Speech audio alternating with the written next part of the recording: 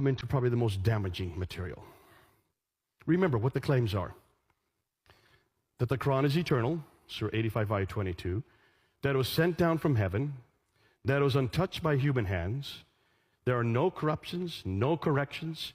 So that the Quran we have now is exactly the same as that is in heaven, sent to Muhammad and compiled by Uthman. Remember? Eternal, sent down, complete, unchanged. That's the claim every Muslim makes. Dr. Dan Brubaker decided to do his doctoral thesis on this very problem. He spent 2 years going around the world photographing these 6 manuscripts. Now, he could not touch them. He did not have available to him that which Tayyar Abdul-Khulic and Ekmeluddin had. So he could only film them. But all he needed to is to look at the script itself within the manuscripts to see if he could find any corrections. He looked at these 6 manuscripts and 4 others. So 10 manuscripts, the 10 earliest manuscripts in existence today.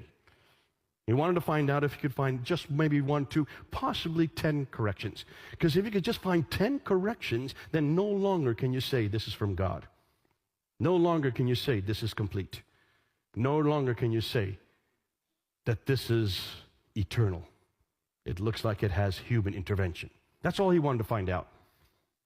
He did his doctorate, finished it in 2014, got his degree, and then he allowed me to look at his thesis.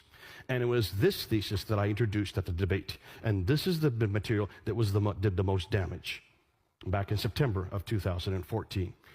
He looked at the manuscripts and he noticed that there were hundreds upon hundreds of these insertions, words above the line, that were added at a later date, sometimes entire phrases, hundreds of insertions.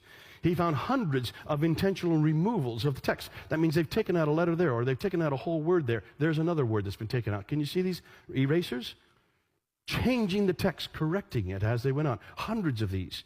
He found erasers overwritten, where they've erased an entire line, and then they wrote over top of it. Here they've erased the word and just put 2 letters. Here you've taken a word and put 3 letters. Sometimes they'd even keep the same ink. They rewrote it over in red. Then they had overwritings without erasers. They were just too much in a hurry. They didn't even bother to erase it. They just wrote over top of it. So you can read both the lower text and the upper text.